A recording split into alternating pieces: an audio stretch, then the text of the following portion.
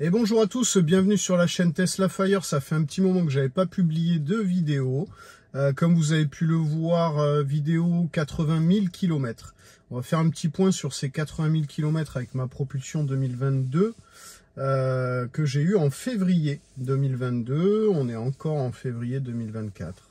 Donc à peu près 2 ans, puisque je l'avais eu en date du 16. Là, quand je tourne cette vidéo, nous sommes le 28. Donc en 2 ans, 80 000 km, beaucoup de kilomètres, mais tout s'est très bien passé. On va faire un petit point là-dessus. Donc, je me suis pris des notes et l'avantage de la Tesla, c'est qu'on peut consulter ces petites notes via Sheet ou Excel. Je préfère Excel, c'est plus sympa. Donc, ce qu'on peut dire sur ces 80 000 km, qu'est-ce que ça m'a coûté? Est-ce que j'ai eu des soucis?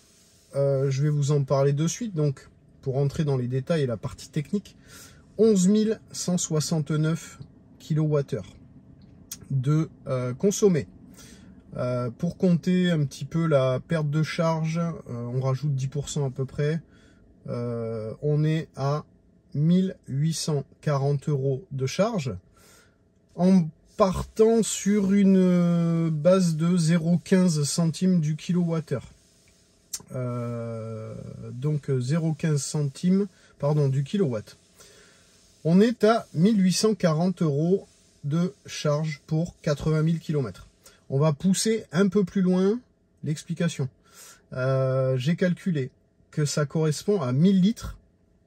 À peu près, en ce moment, le litre de carburant est à 1,88 €. Donc, ça correspond à 1000 litres. Attention, suivez bien, parce que je pense que je vais en perdre quelques-uns. Ça équivaut à 12 000 km en équivalence thermique. Donc, 12 000 km avec l'équivalent de charge que j'ai réalisé. Donc, les charges, je reprends, hein, j'ai pris une base de 0,15. J'ai fait très peu de superchargeurs. À la maison, je suis en tempo. Donc, on oscille entre 0,10 et 0,12.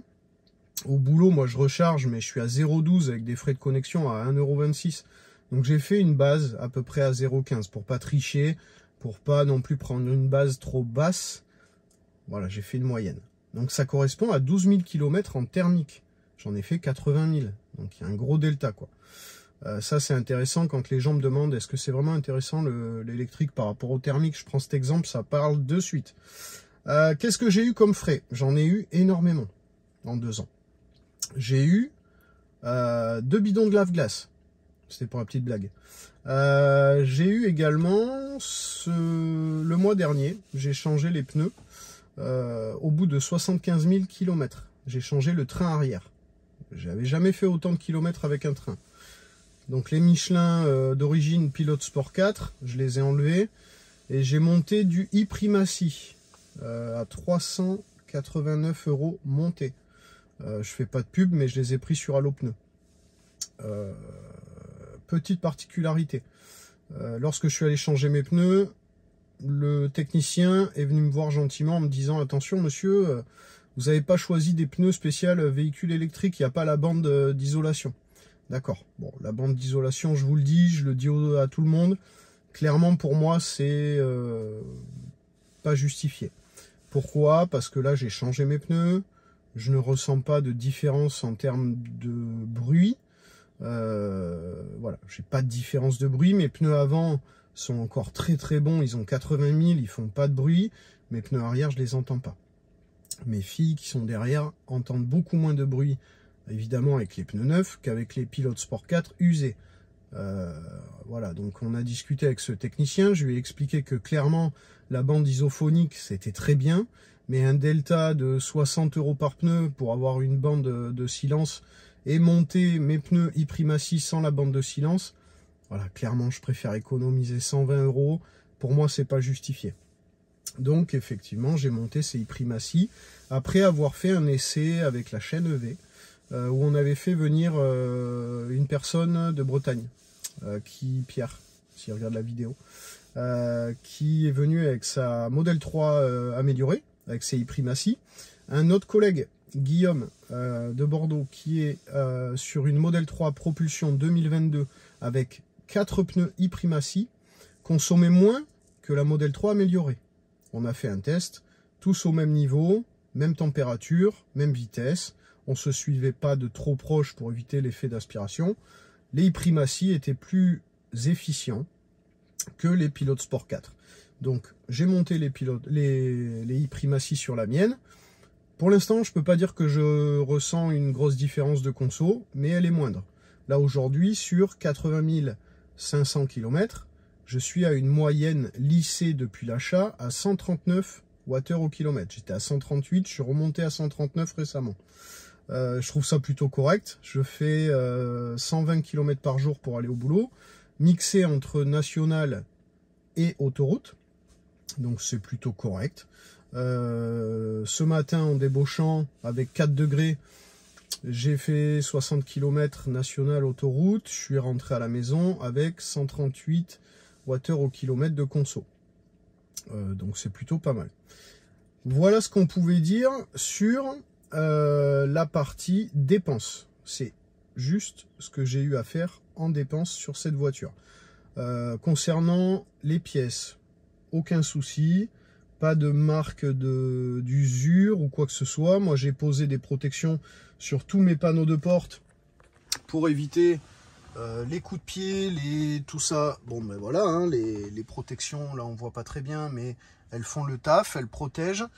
Quand il y a besoin, je passe un coup de lingette ou de microfibre, c'est tout bon.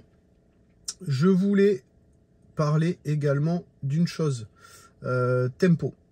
Récemment, je suis passé chez Tempo, j'étais il y a quelques temps chez Total Energy, Direct Energy, et ma conso Tempo est plutôt correcte, puisque j'ai fait un petit tableau que je vais vous montrer, ça sert à rien que je vous le détaille. Voilà, donc le tableau de Tempo. Moi j'ai une mensualité à 160 €, j'ai gardé la même qu'avec Direct Energy. J'ai pas voulu baisser ma mensualité, on verra plus tard.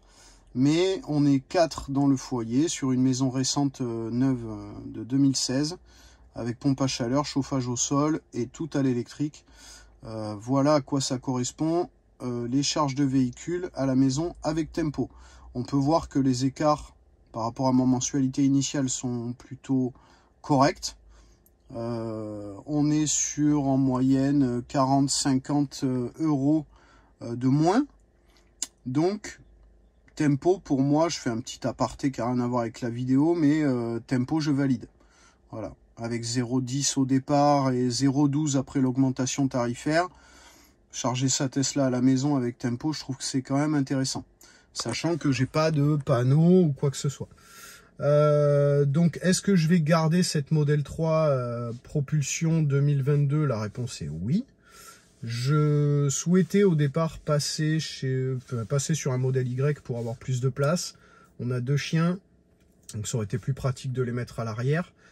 Mais quand je vois l'efficience de la voiture, quand je vois la conso, pour moi, voilà, aujourd'hui elle a 80 500 km, ça sert à rien que je la vende. J'en suis très satisfait. Les nouveaux modèles, pourquoi pas.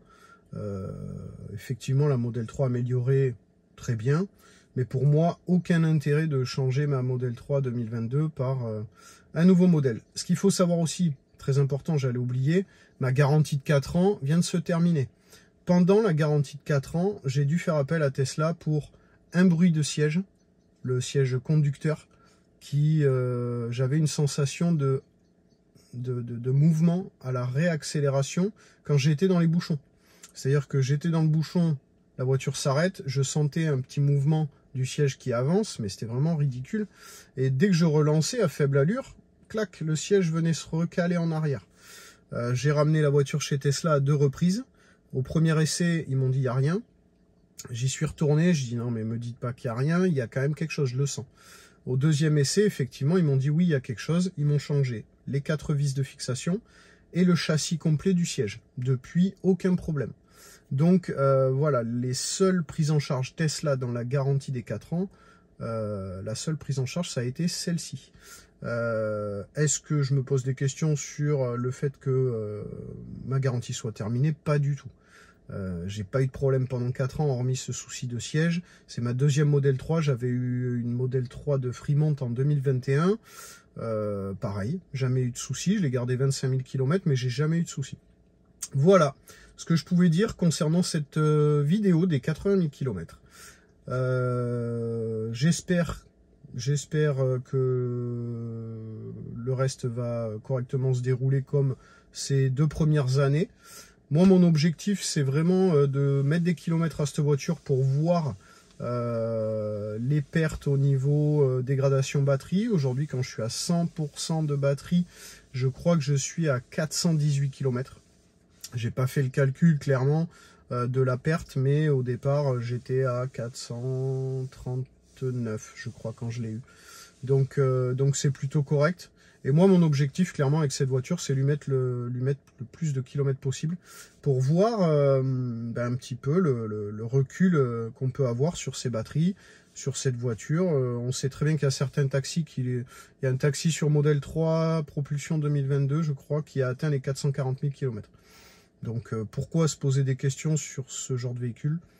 J'en vois pas. Sur ce, je vous souhaite une bonne soirée. Si vous avez des questions, n'hésitez pas à les poster en commentaire. Abonnez-vous et puis à bientôt pour la prochaine étape, celle des 100 000 km.